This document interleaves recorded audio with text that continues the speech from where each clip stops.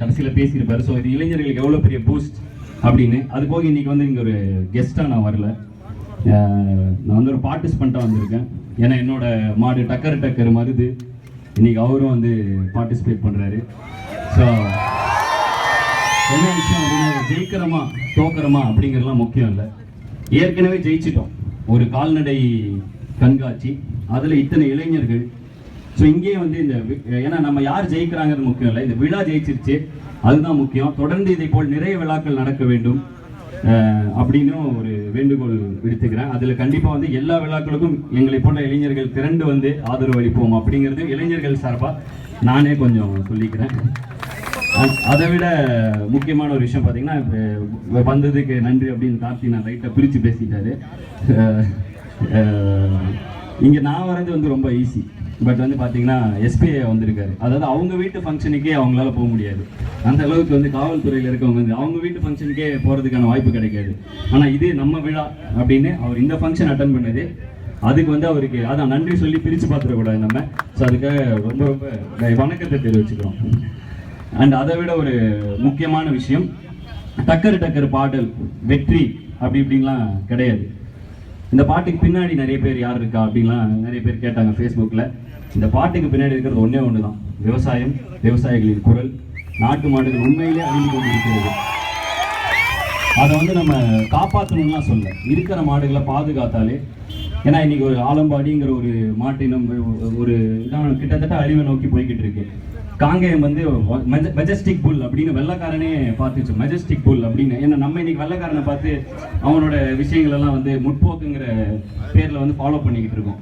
ஆனால் வந்து இதுதான் வந்து அவன் பார்த்து வியந்த மாட்டு இனம் காங்கேயம். ஸோ அதோட கண்காட்சியில் நின்று பேசுறதுல ரொம்ப ரொம்ப பெருமை அடைகிறேன்.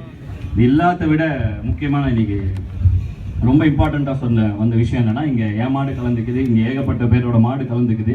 இதில் எந்த மாடு ஜெயிக்குது எந்த மாடு தோக்குது அப்படிங்கிற ஒரு விஷயம் இன்னைக்கு வந்து அந்த வந்து நம்ம கன்சிடரே பண்ணக்கூடாது. என் மாடு ஜெயிச்சாலும் உங்கள் மாடு ஜெயிச்சாலும் அந்த பெருமை நம்ம எல்லாருக்குமே சேரும் அப்படிங்கிறதான். இத்தனை வந்த ஒவ்வொரு மாடும் வந்த ஒவ்வொரு பார்ட்டிசிபெண்ட்டும் ஏற்கனவே வெற்றி அடைஞ்சிட்டீங்க அப்படிங்கிறதான் இதோட உண்மை.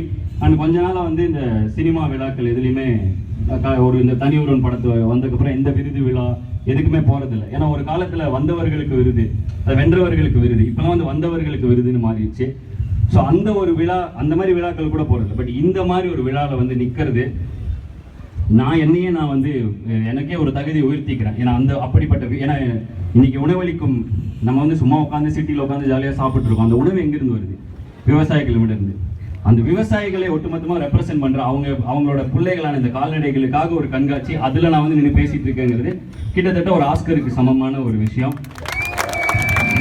ஸோ இன்னைக்கு மருந்து ஜெயிக்கிறானா இல்லையான்னு தெரியல, ஜெயிச்சா கண்டிப்பாக சந்தோஷமாக இருக்கும். அண்டு போகிறதுக்கு முன்னாடி டக்கர் பாடிடுங்க வந்தோடனே அப்படின்னாங்க. நான் பாடுறது எல்லாரும் கேட்டீங்க, எல்லாம் சேர்ந்து பாடுறது தான் கரெக்டாக இருக்கும். என்ன சொல்றீங்க?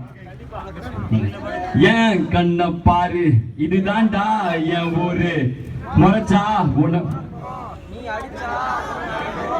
டக்கர் டக்கர் டக்கர் டக்கர்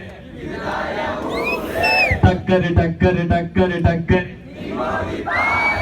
மாட்ட பெத்த புள்ளைய நினைக்கிறோம், இத கொடுமை செய்ய எப்படி மனசு வரும்? இதன் பின்னே உள்ள சர்வதேச அரசியல் நடந்திடும் வெறிச்செயல்.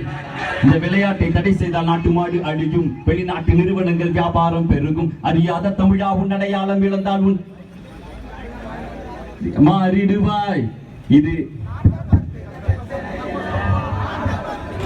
என்னடா தாரமே வேணும், நாமும் எடுக்கணும் பிச்சையடா. இது இன்னைக்கு உண்மையா நடந்துட்டு இருக்கிற ஒரு நிலைமை. ஆகவே இது மாட்டை பத்தின பிரச்சனை இல்லை, நம்ம நாட்டை பத்தின பிரச்சனை. இது நம்ம அடையாளம். முற்போக்குன்னு சொல்லி மாடர்ன்னு சொல்லி நம்ம சூப்பர்ஸ்டிஷியஸ் பிலீஃப்ஸை வேணா கலைச்சிடலாம். ஆனால் பாரம்பரியம், தமிழன் கண்டுபிடித்த ஒவ்வொரு பாரம்பரியத்துக்கு பின்னாடி ஒரு அறிவியல் இருக்கு.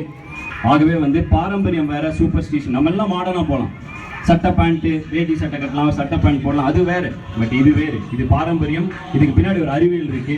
ஸோ ஜல்லிக்கட்டை மட்டும் சொல்ல, ரேக்லாவாகட்டும், எத்தனையோ பேல்கவுடா, கம்பாலன், எத்தனையோ நம்ம நாட்டு மாடுகளை தலைக்கக்கூடிய அழகான அறிவியல் இருந்திருக்கு. இன்னைக்கு அது அந்த தடை கிடையெல்லாம் பேச வேணாம். பட் இன்னைக்கு இந்த மாதிரி ஒரு விஷயத்து மூலமாகவும் நடத்தலாம் அப்படின்னு சொல்லி அதை ஒரு அருமையாக ஒரு விஷயம் பண்ணிட்டு இருக்காங்க.